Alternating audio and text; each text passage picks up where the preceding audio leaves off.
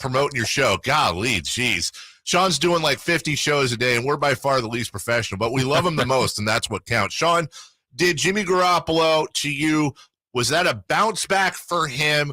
Did the Niners win despite Jimmy Garoppolo's limitations? How did you see him overall after that terrible week against Denver? I thought he bounced back and did what he needed to do. I don't expect, in truth, if we know what Jimmy is, I don't expect 40 throws. Kyle doesn't want to do that. Matter of fact, if you go back and look at the numbers, and I haven't done it in a while, but if you go back and look at the numbers over the course of time when they rush, and I didn't last night, but normally when they're throwing in the 20s and running in the 30s, 30-plus attempts, they're going to win most of their games. But Jimmy always seems to beat the Rams. The 49ers have a stronghold on the Rams. He's going to be, notwithstanding last night's numbers, 20 of 27, 18 of 25. And I could take you back, and I know it's a long time ago. I know he's not Troy Aikman, but when Dallas was at their best, Aikman was 18 of 22 for 2 touchdowns, no picks, and 224 yards. Go look. That's when the Cowboys were at their best. The reason I'm saying that is there's similarities to want to run it, Emmitt Smith, and I'm not comparing the talent, I'm comparing the philosophy, and want the quarterback to make enough plays, protect the ball, which he did enough last night, made some throws, protect it, get us some throws when necessary, don't miss the easy throws, and a defense.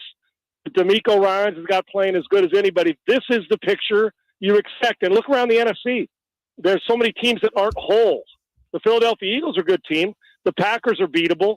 The Vikings have proven they're beatable. The Tampa Bay Buccaneers, obviously. I mean, you go up and down. Who's the dominant team in the NFC not named Philadelphia? The Cowboys are getting better, but they're not overly explosive on offense. So I thought he took a step up, did another week look like physically he was better, and that's why you got him. You're not going to lead the league in passing. You're just not. But be efficient enough and don't miss easy throws. Run the football, and they want to run it more. But their defense, hell, if you'd have screwed that one up last night the way their defense played, all hell to broke loose in San Francisco. That looks like the 49ers are going to look with more rushing attempts and more production. Sean, what do you attribute this success? I mean, we know football can be a game of matchups, but for the Niners to have a 7-game regular season win streak over a good Rams team, how does that happen? Where's this dominance coming from in your mind? Well, without even digging deep, just on the surface for people to watch at home, they're physically, when it comes to physical dominance, they're not out of position when they play them, and they get after the quarterback and force bad decisions. They just do. And you look at the number of rush attempts. Listen, when you throw it 40-plus times, and would he complete 30 of them, 32 of them, and it's for 200 and some yards, that tells me you're catching and tackling. You're not giving up the big chunk plays, which they don't do. And Cooper Kupp, 14 catches, fine. I think Higbee had 10. So 24 catches among 2 guys. And if they're not getting in the end zone, that's how you win. Keep Kupp out of the end zone. It's that old effect. Hey, Denny Green used to tell us this in Minnesota all the time, and we had really good defenses, is I don't care if they throw for 600 yards. Now, ego and pride, you don't want them to, but as long as they're not scoring, that's fine. And as long as we're getting turnovers and hitting the quarterback. And last night it felt like I was watching what Denny used to teach us, the way D'Amico went about the business. Keep them out of the end zone, score on defense, and hit the quarterback in the mouth and force a whole bunch of quick throws, and let's not give up home run touchdowns. So what I attribute it to is that they seem to know how to defend them and attack them on both sides of the ball, and they limit Stafford's comfortability. They make him extremely uncomfortable, and they did it, and they've continued to do it, and even before him with Goff. So, yeah, I love this matchup, and I'm going to tell you now, if this defense plays better and the offense will elevate just a little bit more, you do not have to be great with that defense. There will come a time when Jimmy's going to have one of those games or 2 of them where he plays where he's the reason they win. But you just got to keep your defense from having short fields, and the 49ers are going to be right around where they need to be. They got better. There's still a place to go, but this defense is on fire, and they've got personnel and stars at a lot of positions. Sean Salisbury with us. We've seen this blueprint before a couple times, and the one that always stands out to me is those Ray Lewis Ravens teams, the one that won with Trent Dilfer at quarterback. No disrespect to Trent, but he's not Joe Montana. Do you see Am I being too simplistic, Sean, seeing echoes of that on the plus side, on the positive side with the 49ers? Not at all. I think you're 100% correct. And I love Trent Dilfer. And he did. Now, I'm not sure. Well, I am sure, at least right now, that the 2000 Ravens are not the 49ers 2022 are not the 2000 Ravens defensively. But I can tell you this, in this NFL we play in now, it could very well be that type of version. And look around the league, guys. Look how good the Packers defense is playing. The 49ers, Tampa until Mahomes figured them out. The Dallas Cowboys, Buffalo Bills when they're going. The Miami's played good defense. It's right now, and I know early in the season defenses are usually ahead. The defenses have been more dominant than offenses have. And so, no, I don't think you're being too simplistic. I think in a situation, you got to know your personnel as a play caller and a coach, but you also got to know your weaknesses. Forget the strengths. I know what those are, but you got to know your weaknesses and try to stay out of them. And as long as they are throwing in the 20s and Jimmy's efficient enough to protect it, and like I said, when you got Debo open in a playoff, you can't miss him.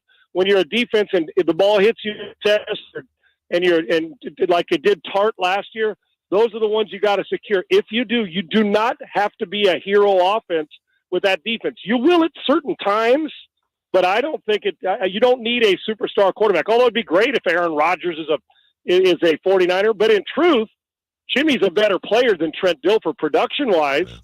Although Trent was perfect for that team, and I love him, Jimmy's a better player, but he's got to give you the same. Protect the football, let the defense do their thing, and make necessary plays, because you will have to when you face a quarterback. Well, the Rams don't seem to be able to do it, but when you run into the Rodgers of the world, you're going to have to make a few plays and match some of them throw for throw in certain games this year. Sean Salisbury with us. Sean, I'm thinking on the other side, if you're in the Rams side of things, you are the Super Bowl champs. Yes, you did beat the Niners in the playoffs, but you have lost to them 7 consecutive times and just don't seem to have an answer. You play them later again this month. They have another rematch. Where would your head be if you're a Ram the next time you play the Niners? Well, you better find out, what is the definition of insanity, doing the same thing over and over again and expecting a different result? Well, they're going to have to do something. It starts for me, guys, in this series. Listen, you're going to play them, and you're probably, if you're the Rams, saying, okay, I know we got another regular season game. Let's hope we don't see their butt during the postseason when it comes around, because they should have got us last year. But in the regular season, they do. I personally, and it's odd to me, but the physicality in the trenches, and it's such a cliche, and we use it all the time. But it is true in this case. They physically get dominated at the line of scrimmage when they play the 49ers. Now, I may have missed an aberration or two in the last 8 games, but they give the Rams a taste of their own medicine. And in truth, guys, the Rams offense, when you look at the Rams offense, do you say physical and powerful offense? No. Absolutely not. As a matter of fact, their most physical offensive lineman is a broadcaster now, and he's 40, and Andrew Whitworth, right? Yep. So they don't have him. So I don't look at them as they are the epitome of finesse offensively. They finesse you, and then try to run it, and every now and then they'll mix it in. I'm talking about the Rams. So if your finesse ain't working and you're hitting the quarterback, it's really hard to play the position when you're covered and you're playing it with your eyes, staring at the back of the cleats of somebody on the ground or sitting on your rear end. So if they want to do it, and I don't know how you turn physicality on and off during a season, I guess it's a mindset, but until you control the offensive line and the defensive front, when it comes to the 49ers, which is really good on both sides, especially when they're healthy, but that defensive front, you don't win the physical battle. Your quarterback better be lights out. And when you throw a touchdown pass to the other team, you're going to get beat. And in truth, one thing I know about Matt, Super Bowl champ, love him. He's going to throw you 2 or 3. Should have had another one in the end zone intercepted last night. Yeah. And he is going to throw you almost one for the thumb in a game, depending on how many you can hold on to. The best in the business, Sean Salisbury, fresh off his own 4-hour show in Houston, coming on with us each and every Tuesday at 8 o'clock, and starting next week, 8:13 each and every Tuesday. Sean, we always appreciate your time, brother. You take care. Have a wonderful week. You guys are awesome. Thank you, too. All right, Thank take you. care. That is Sean